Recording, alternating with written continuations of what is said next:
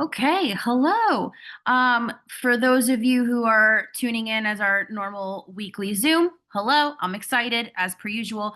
But we do have a couple of new people tuning in today from our blood sugar shakedown challenge that's currently going. So, welcome to any new faces in here.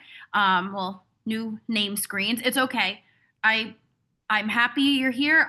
You guys, it's always been a rule. You can stay cameras off, you can stay muted. It's up to you. But I'm happy that you're here regardless. So let's get into it. Today is week one of the blood sugar challenge, and it also coincides with kind of some stuff that we've been working on, for a long time now in CCA, and that is how to make food less overwhelming. And I think, while in overall in my coaching program, CCA, I don't only work with people who face insulin resistance, diabetes, hormonal issues that impact their blood sugars. I work with people that have a lot of different imbalances. But at the end of the day, being able to maintain what you need to maintain in an easy way is something that I think across the board is really important for sustainability for any of the stuff that we do. So that's what I want to focus on today is how to break it down and make it a lot easier. And to talk a little bit about, protein and muscle building, that's automatically, it sounds like such a huge process. And I mean, listen, I'm not talking about like building muscle, like I'm obviously not your coach if you're trying to become like an on-stage competitive lifter. Like that's just not my shtick, right? But that doesn't have to be the intensity that you have to work at to build muscle in the way that we need to build muscle. So just like when I work with clients to try to demystify and break down like dietary changes, I think when it comes to building muscle, there are a lot of ways to do that with subtle lifestyle tweaks instead of having to make this whole big, like my life is muscle, like is at least to me that's how it used to seem. Like it used to seem like it was all or nothing. I either had to be on a regiment or I couldn't do anything. And that's not the case. So let's get into it. Okay. If anyone needs me to repeat anything or if anyone has any questions, those of you who've been with me for a while, you know the drill. But anyone new, I love the chat feature. I'm a feedback queen. I like to know that things are connecting. And if they're not, I really like to know that too. So don't hesitate to send me something in the chat, private or for everyone to see. Okay. So let's get into it. I want you guys to think about, some of you have heard this from me a lot, but everything we do in terms of my concept, I think of a sculptor with their marble. What does that mean? A sculptor with their marble. So you take a sculptor and they've got to sculpt this big statue. It's a giant chunk of marble there. It's a big block. There's no shape to it. It is literally a block. They're not going to carve the head and only the head to full like little detail and leave the rest from the neck down a big block. The sculptor's going to go in and they're going to carve out the basic shape of the head, the basic shoulder, the pose, the arms, the torso, the legs, the basics of the overall shape that they want. They're going to lay that out first. Then they go in and they put the detail in to each segment. And I feel like that metaphor represents just anytime you're trying to make changes and you're trying to learn about yourself in any way and build off of that, it's kind of the same process. You first have to go in and you have to get the big blocks chunked out. You have to, I don't know why I'm doing this, by the way, but you have to get the big chunks blocked out. And then you go in and then you chisel away once you've put that shape in and you have the basic idea of what you're doing. Is this making sense? Put a 1 in the chat if it's making sense. Put a 2 in the chat if you catch my drift, but you're not there yet. 1 in the chat if it's making sense. A 2 in the chat if you're catching my drift. It's just not clicking yet. Okay, 1. Good. I was like, it makes sense in my head, but I mean, that's neither here nor there when I'm trying to communicate it. So this whole process, I want you to remember that you're not supposed to just like go crazy into the whole thing and like detail everything out from the start. That's not going to be sustainable. You have to chunk it out and then you have to go in and then you have to detail it once you've set up the basics. So The first step here are the building blocks. And when we're looking at, you know, building muscle, reducing blood sugar, managing blood sugars, fixing insulin resistance, any of these big goals that we have, you want to go in and find what are your big blocks first? What are your building blocks? Right? So we can look and say, well, what holds us back from making that easy? If we can figure out the blocks, like the big, the big chunks, and then we can go in there and we can, figure out what it is we need. That's how we continue to detail out those areas.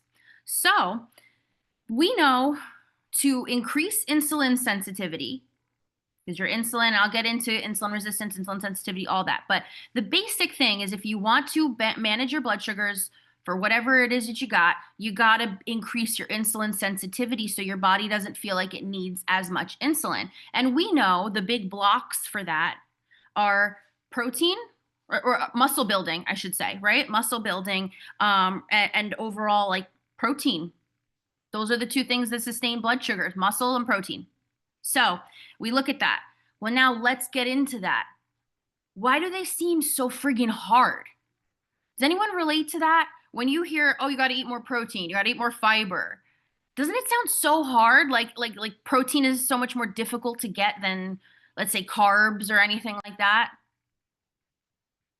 It feels so inconvenient to get protein, at least in my experience in the past, and it's still something I have to work at, right? So if we're really looking at it, if we are trying to fix our blood sugars, our insulin resistance, all that because we have no energy, let's say, how the hell are we going to have energy to eat the food we need to eat and to build the muscle we need to build?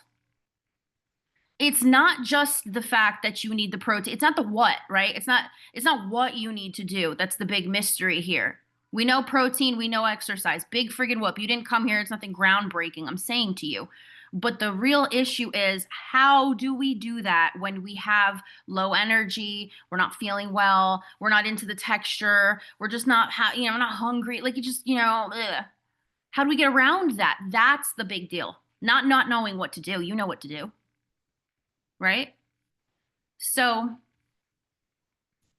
let's dive into it. How do we beat the cycle? So first we need to start with the thing that gives us energy. If we're looking to have the energy to fix these problems, we want to increase energy while using as little energy as possible to increase the energy. Does that make sense so far, right? That's how you break into that cycle, right? Because you feel like crap, it's hard to do the things you got to do. And because you can't do the things you got to do, it's what makes you feel like crap. So if we think about the food, how can we easily go in there and improve our insulin sensitivity with as little energy as possible? Okay. Well, let's take a look at overall why the hell we even need to increase our insulin sensitivity. I mentioned this before. And for those of you who have heard this, sit tight. It'll be a good refresher. Okay. But what is insulin sensitivity? That's when, like I said, we use less insulin. But what does that matter, right? What does it matter if we're making a lot of insulin, we're not making a lot of insulin? Insulin is a hormone. It's technically an androgenic hormone, like testosterone, like cortisol. It has the same kind of fat storage component to it. And it's the kind of fat that affects your organ functionality and affects your health down the line. It's not the kind of fat that sits there and has people online making comments about you, because fuck that. It's the kind of fat that like literally might cut your life shorter. It's the fat we have to look at.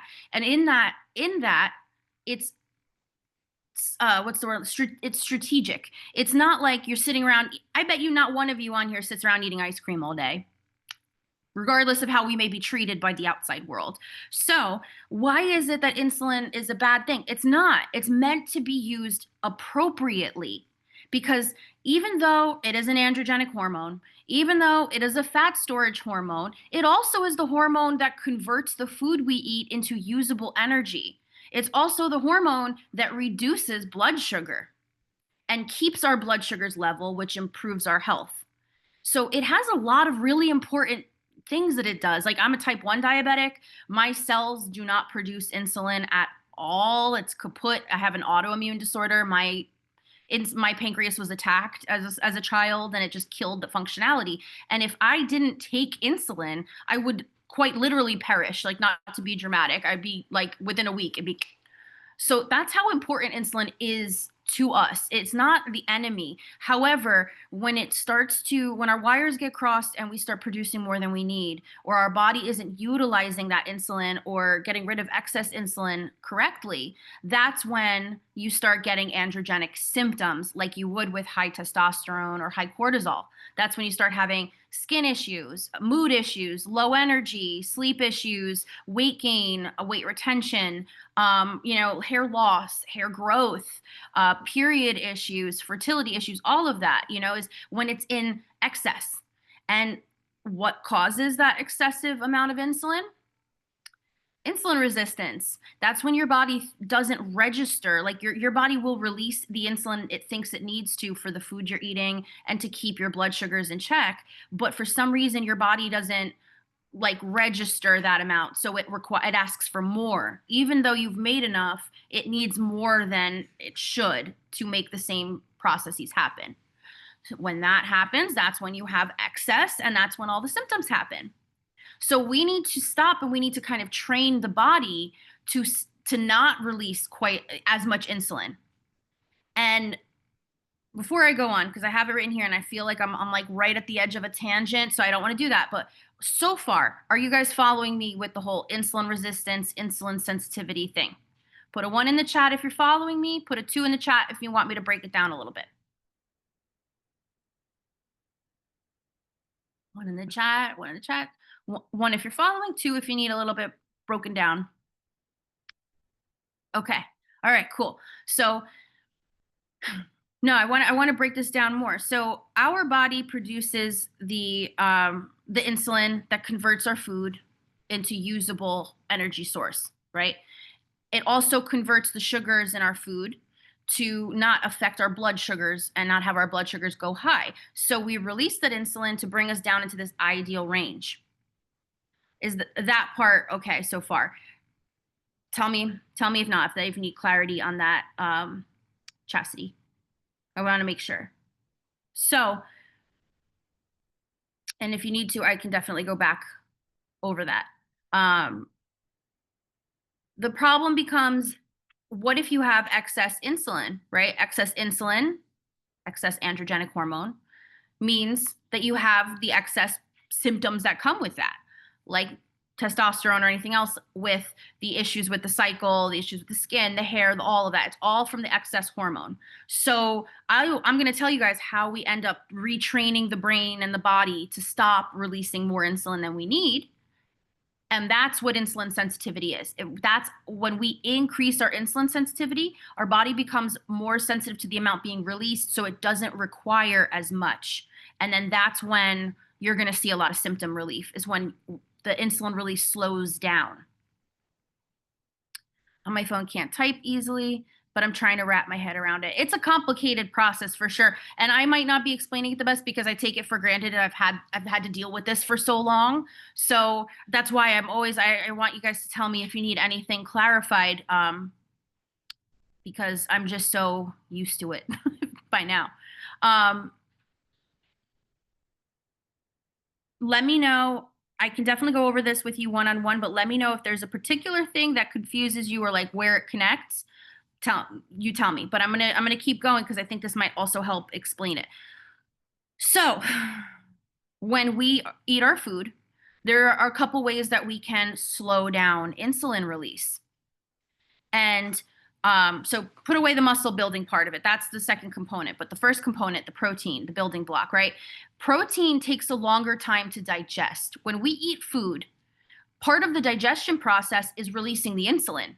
So our body kind of has to take an inventory of what you've consumed. It starts to see how much insulin is needed based on that. When you consume protein, you release insulin very, very slowly because it takes you longer to digest protein. That's why with people who have had the sleeve surgery, people who are on GLP-1s, any of that where digestion might be slowed down, they're still encouraging protein because you want that to be in your system longer, slower, breaking down slower. When we eat carbs without anything else, like let's say a piece of bread, a candy, anything, just a straight up carb, your body is going to digest that really quick and it's going to hit it with insulin because it's digesting it so quick.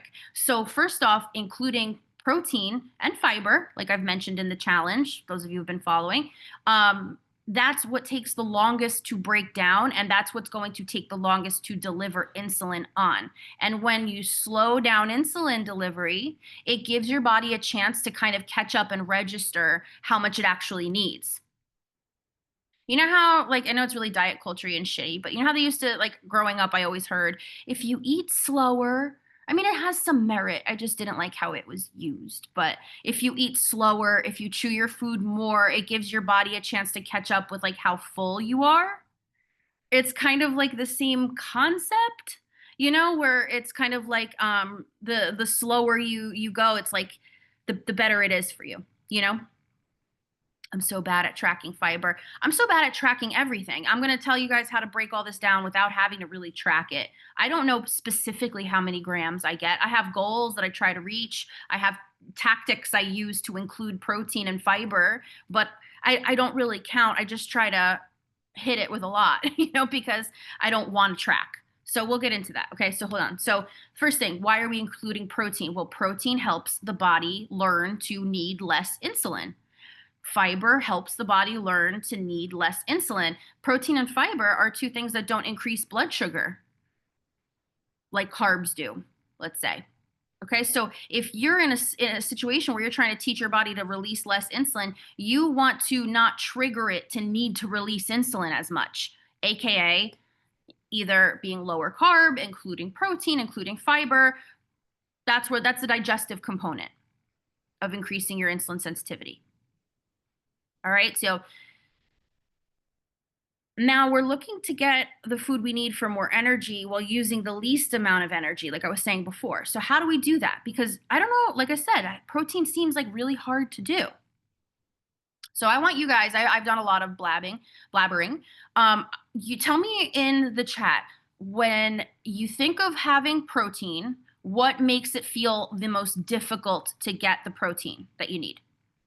For you personally, what makes it the most difficult to get the protein that you need? Think about the average day to day. What makes protein intimidating or difficult? Let's see. I'm loving these answers. I hear these all the time. Okay. So much meat. Oh my God. You know what I was just reading? I was reading something that was talking about apparently long people can have long COVID. They're doing more research on this currently, and it's seeming this way. So I don't want to put my foot in my mouth if it's not like anything proven, but something at least maybe anecdotal that I saw was that people are getting more allergies and intolerances to meat as a result of long COVID.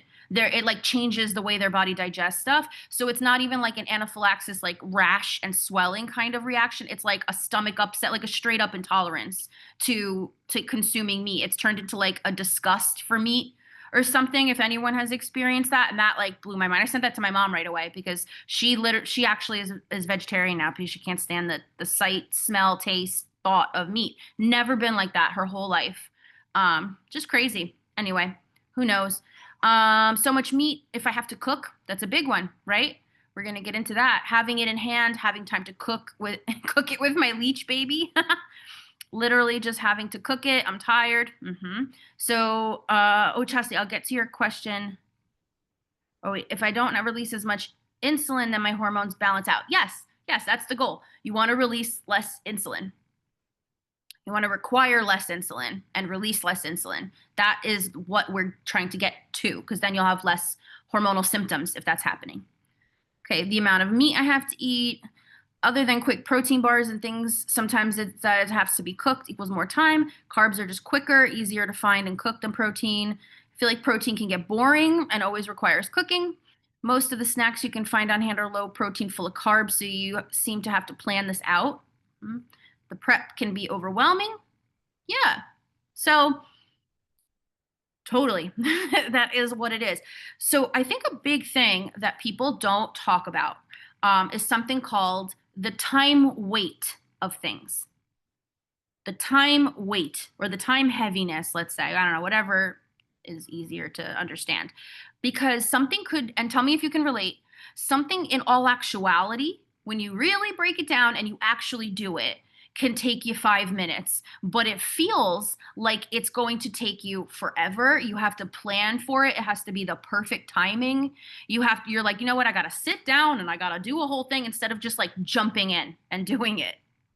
When that is the case, I could say that it's time heavy. The weight, the time weight of it is heavy because it just seems like the time is more time consuming than it actually is, and it affects executive function. But that's a real thing. That's a real thing. So like, I always use the example of I have a Kohl's 5 minute, I could walk there. It is literally right outside my development. And when I tell you the amount of things that I have let expire in terms of like a return window, where it takes me a total of 15 minutes round trip to go drop something off at Kohl's and come home and have it be returned to Amazon, right? It's a whole big thing. I gotta go. I've gotta have a day. I have a doctor's appointment 5 hours later. I can't do that. Like it's the time weight of things. It seems heavier. Okay. So the time weight of protein sounds a lot heavier, right? Not having an appetite because your body kind of gets used to, if you're going a long time without eating or you're used to not really consuming protein, if it feels heavy to you, versus sometimes carbier stuff. Like I said, your body digests carbier stuff easier a lot of the times, more than protein. So if you feel like you're not feeling the greatest and you go to eat something that's protein heavy, it's usually meat related, right? And it feels heavy on the system, it might instinctively, you might be wanting something lighter, which ends up being really what that means is something's going to digest easier. So another thing I see a lot, trying to go low carb and you're removing a whole portion of your meal, but you're not adding bulk to replace the bulk that was being removed. So of course it feels like now you're like, look at this sad little meal that I have because I've just gutted out half of it and I'm hungry still, right? I used to do that all the time. Lack of creativity or getting bored, that happens. I saw someone say that. Grocery shopping, that not having enough stuff on hand, forgetting to take it out of the freezer, especially if you're talking about meats and stuff. I am notorious for that. And I don't know what it is. It skeeves me out doing quick defrost procedures. I don't know what it is. It's definitely like a neurodivergent thing, but like it grosses me out the idea of having to deal with frozen meat in the package. Ugh. Um, Chastity, okay, for some reason it takes me an hour to cook your 20-minute meals. We can go over that. We can go over it because that might be time weight and it might be the million steps, but we can streamline it. That's part of week 3 is the streamlining of things. So, and strategy. So week 1, this one's protein and muscle building. I forgot what I said for next week. I think it's something in carbs and cravings, I think is next week. And then the third one's strategy. And we'll definitely talk about recipes and stuff. So anyway, grab and go items are needed. That's a big one. So, and then fiber, forget about it, right? If I asked you what's hard about fiber, we got time. Let's do it. What's hard about fiber? You guys told me what's hard about protein. What's hard about fiber now? If I were to say to you, get enough fiber every day, what feels difficult about that? And I'm sorry for my language. I was born and raised in New Jersey. It's not an excuse, it's an explanation. I'll try to rein it in. What even is fiber? That's an excellent, I think it's the one answer to rule them all, right? Depending on what fiber it is, it hurts my tummy sometimes. Yes. I don't even know what food has fiber in it. Finding foods with fiber. My fiber used to be Wheaties and whole wheat bread. Now that's gone. That's very common, especially when we go gluten free, But well, I'm so focused on protein and meat doesn't have fiber, so now I'm more overwhelmed. Yep. All the above. So I think the biggest issue too is like we're not taught a lot about like what are the good things about like what are all the different foods? What are the things that are good about them? How to make them easy. That's what we're covering here. We didn't learn this shit growing up, right? So let's break it down. What is fiber? So pretty much any peel of any kind of vegetable that you're gonna be eating. Wait, I'm sorry. I'm so sorry. I'm so sorry. Rewind. I have my list of protein here and fiber. Let's get into it because there's a point for me asking you both questions, not to overwhelm you. So, what's protein? We know this, right? Meat, of course, like we said, all the meat. Beans, plants and veggies like soy, if you can have it, peas. Peas have a lot of protein in them as well. Hemp, flax, chia has that. Eggs, dairy, of course, if you can have eggs and dairy, seafood, poultry, nuts, collagen products, because they're animal products, things like that. I'm sure I have forgotten some because there's lots of other little surprise sources of protein around. And then, of course, you have the things that are supplemental, like bars, shakes, powders, things like that. And what's fiber? So, pretty much any peel on a veggie or a fruit has fiber in it. Nuts have fiber. Beans have fiber. Various vegetables and certain grains. So, aside from the meat, you see a lot of them there that have fiber also have protein in them. So more plant sources of protein and fiber, like beans, chia seeds, but they got both. They have both. You don't have to overthink it in terms of, I have to have a steak for lunch because who the hell could do that, right? Who has the time to go and like be meat heavy all day long, even if you loved it and you wanted to do that, that is time consuming. And then to mention it's also pricey, right? And then, you factor in if you get the ick.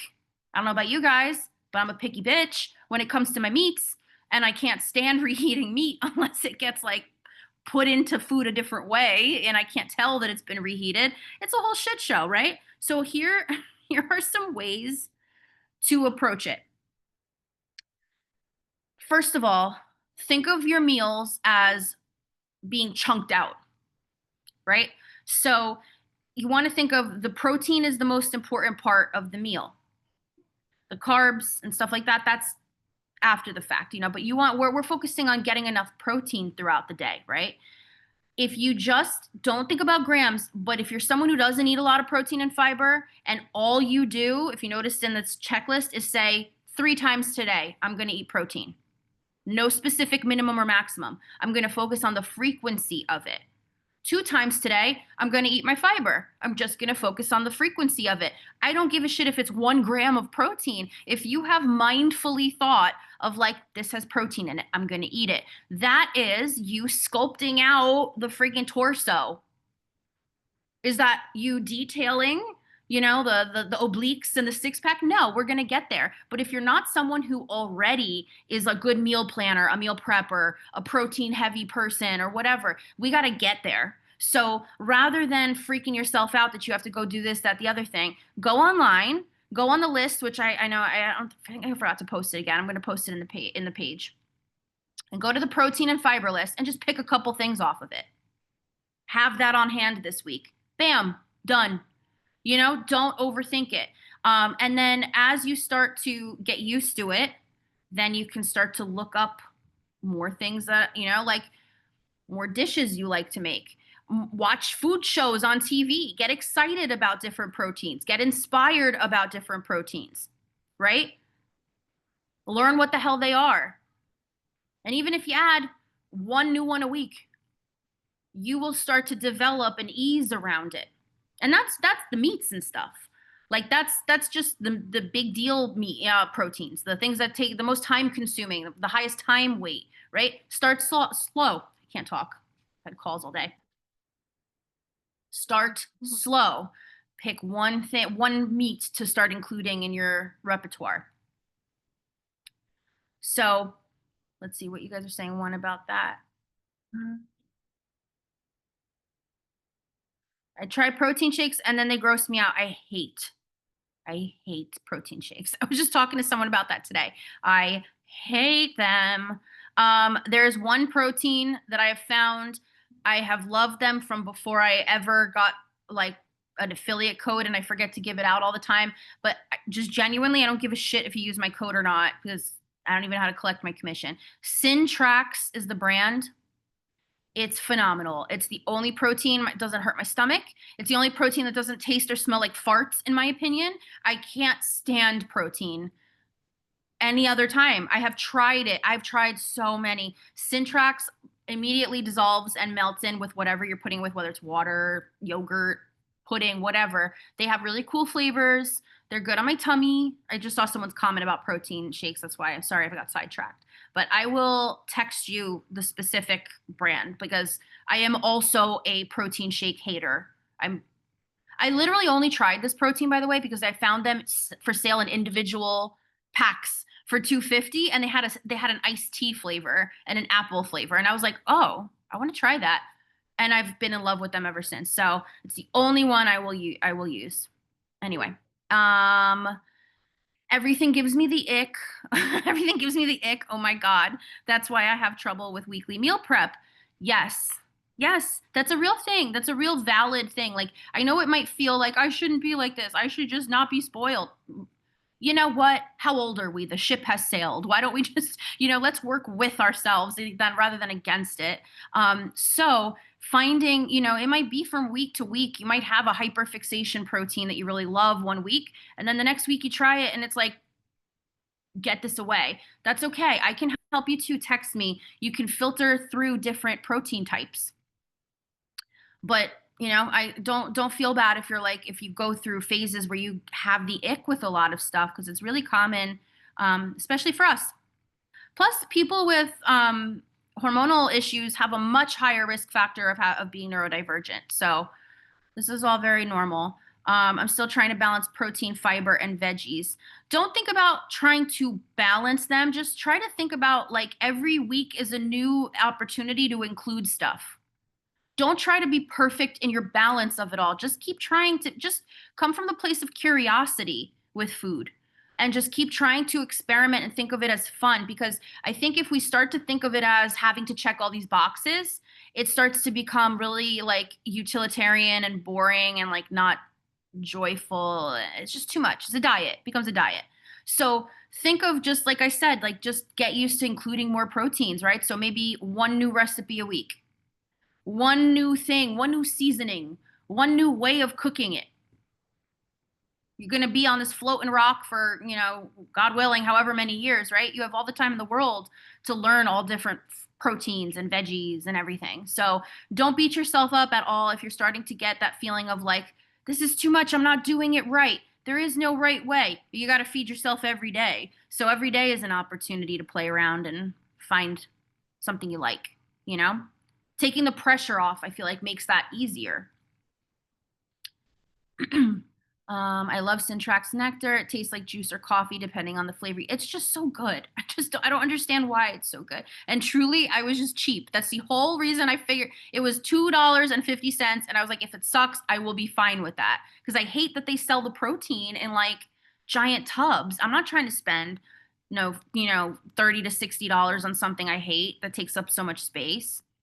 So just so happened they were wonderful. I still buy the packets. I don't even buy, I know it's probably not very earth conscious, but ADHD friendly. Anyway, okay, so when it comes to takeout or taking the meat out of the freezer, just look at the base and change your vessels. So if you're trying to reduce your carbs and focus on your protein, typically your carbs are going to be the vessel, the pasta, the bread, the thing that transports the protein and the flavor to your mouth. That's the vessel, right? So if you're just focusing on, okay, well, what's my protein and what's my vessel? Think of it that way if that's easier than trying to think of grams and this and that. What's my protein? What's my vessel? Am I going to make a burger? What am I using as the bread? That kind of thing. So, I said this. If you're not a natural meal planner and prepper, stop trying to force it. Try to work with your body. Having more things on hand, like maybe put your focus on inventory rather than planning it out to be the perfectly, planned out, you got six different Tupperwares of dinner in your freezer and you can't stand any of it. You don't want to eat it, right? If that keeps happening to you, don't keep trying to force the square. There was the round square peg round hole, you know, like the ship has sailed. So maybe it's just a matter of having things you can throw together. Figure out how it works for you, what you need in your strategy, right? What did I write here? Grab and go supplemental protein in terms of shakes and bars. So grab and go falls into two categories. One is supplemental in terms of shakes, bars. Those are things I don't recommend taking the place of like big protein source. Like those are good as extra snacks, extra boosters. You know, like they help boost your protein up. We shouldn't be relying on them necessarily, but that's a way to do it. You can boost the protein in the rest of your day. Grab and go supplemental, and then there's grab and go direct sources like edamame, eggs, beef jerky, you know, or like a hard-boiled eggs. They have those like packages, you know, if you don't work closely with other people and you're not going to offend them eating a boiled egg in the middle of the day. But like even gas stations, I feel like have this kind of stuff on hand, right? The little baby bells, those grab and go protein sources that are just more of a direct type. So, in terms of fiber, look for fiber sources that are both protein and fiber. Like I was saying, beans scratches both off the list, right? Chia seeds. I friggin' love chia pudding. I have perfected the ratio and technique for it, so please ask me if you want it. Flax, hemp seeds. Oh my God, what are the other ones I have? Hemp hearts. Hemp hearts are fantastic. I love hemp hearts. I have a million recipes for them, you know? And they cross the boxes for fiber and for protein, right? And if at the very least it feels like too much to think about, you can get a fiber supplement. You know, like we're not all too old to be taking, what is it, Metamucil or something like that. There's tons of different fiber supplements. I posted it in the chat, in the challenge chat today, that you know, the konjac rice or pasta, the shirataki noodles, all fiber. A lot of the gluten, the low carb breads like carbonate, base culture, tons of fiber. You know, so you can find ways to supplement your fiber, but you don't have to think about it like, now I have to incorporate this all day, because that's when it starts to feel like overwhelming, right? But let's say you're using a bread that just has a lot of fiber in it. You're going to make a burger with that. Bam, got your fiber, got your protein. That's going to be something that keeps your blood sugars nice and steady versus something that's going to drive them crazy and give you all of this extra insulin that's going to linger on for days and screw you over. Okay. Start with breakfast. Get your protein in, try to get some fiber in, and then the rest of the day follows easier. Put a 1 in the chat if you yourself have noticed that when you start the day eating, and especially with protein, the rest of the day goes easier with food. And I know some people in here are breakfast people already, but if you're not, if you have not naturally been a breakfast person and now you see, you're like, if I eat in the morning, it is way easier for the rest of my day. So if you're feeling overwhelmed, put your focus in your breakfast in the morning, and just try to start that for momentum for the day. That's like my first baby step that I give anybody is like, let's work on the morning, you know, because we're not used to, you know, some of us kind of, our bodies get used to not eating in the morning and then we don't get hungry for it. And it's this huge task. In addition to being overwhelming, like, what do I eat? You're not even hungry, you know, so it can be difficult. But that's where I would like, that's you chiseling out the arm on the marble.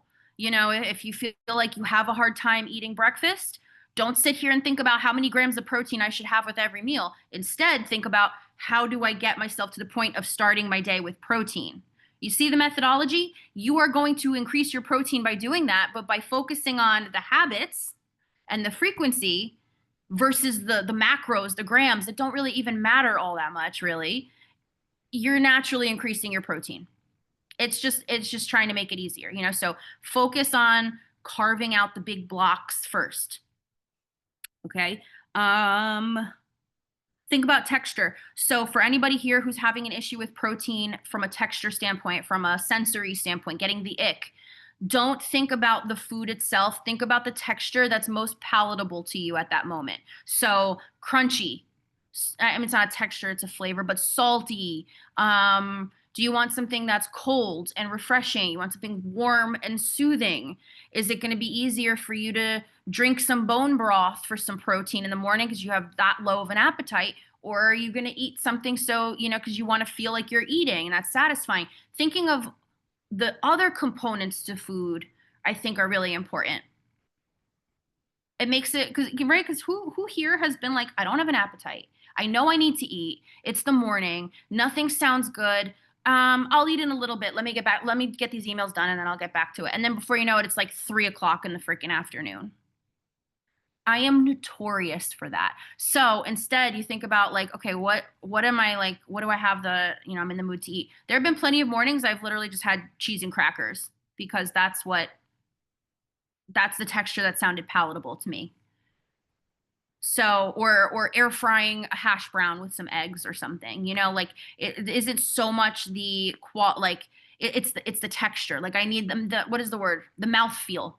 It's the mouth feel for me, especially because in the morning I could very happily and easily, if I didn't feel extremely ill and it didn't make me sicker to not do it, like I never had an issue with quote unquote intermittent fasting, but I already do that, because I could go all day without it easily.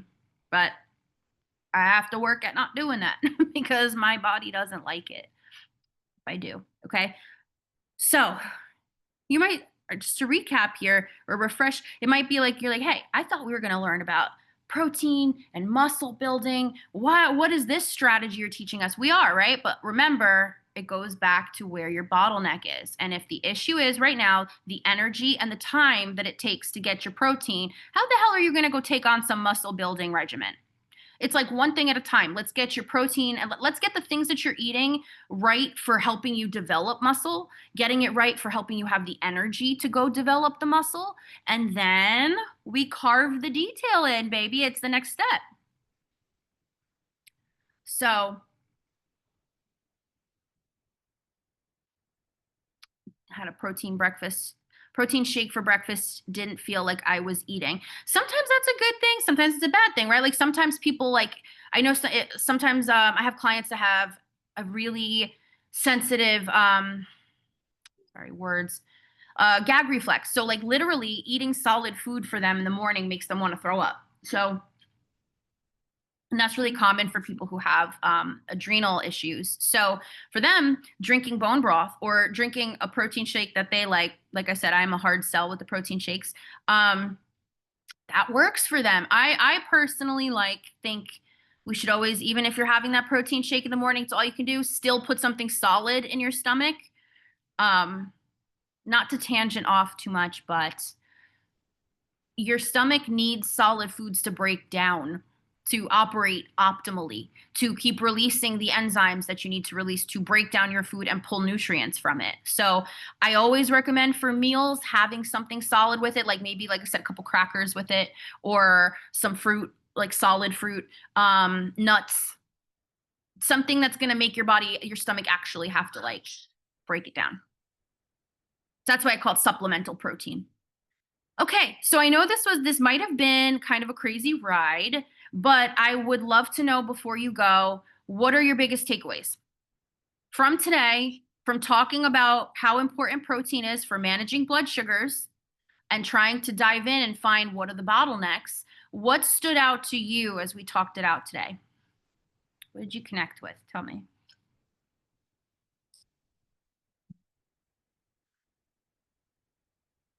I want to make sure I did a good job and I explained everything right. Protein at breakfast and get more fiber. Yeah, absolutely. Eat more beans because protein and fiber. Beans are great, man. Every blue zone in the world has a population that consumes a good amount of beans on average. And I think that that's pretty incredible. So, I mean, granted, there are things that are different about those places than here, let's just say, like the stress, the ability to walk places, the walkability, those are things you can't duplicate. But beans, we got beans. We could duplicate beans, so I'll take a bet. I love beans. They're freaking delicious, you know. Um Plus, if you know me, I'm one of those people where I'm like, there is a way to make anything delicious. Like, if you think that you don't like something, maybe it's the way it's been prepared. I think I put an Instagram post about that today. It's the way it's prepared, or maybe it's the flavoring or something. There are always ways to tweak things to make them, really good. So breakfast doesn't have to be big to do a big to do. Do what's manageable and more fiber. Absolutely love it. I realize now exactly how and why my A1C improved from your advice and help over a few months. That feedback queen over here is so happy. I'm so proud of you. But yes, that is why. That is why over time your body starts to learn what you really do need for insulin. So then it stops messing with you, right? And A1C is a blood sugar lab, like the lab work that you get to check. It's basically an average of your blood sugars over 3 months, the past 3 months. So if we are focusing on reducing how much insulin we're needing to, release, and we have more stable blood sugars, lower blood sugars, then that's going to improve your A1C. So amazing, amazing, Kate. Yay. You explained everything great. I'll be working on eating breakfast and finding a use for my untouched flax seeds in my kitchen. I think I have a flaxseed muffin that's really good. I can send you a recipe for that. Super easy. Like, if I remember correctly, it's just a mix in a cup, like one little mix and pour it in a tin kind of recipe. So you can throw them. I love that. Yep, you can throw them in overnight oats. Oats themselves also have fiber. Yeah. But be careful about, for anyone in here who is working on being really low carb, if that's what you're needing, just be careful because sometimes they get up there with oats. But oats are a great source of fiber if you can have them too. What else? Flax. Flax, I mean, you can just put them on like yogurt with fruit, and then that you're getting protein with your yogurt too.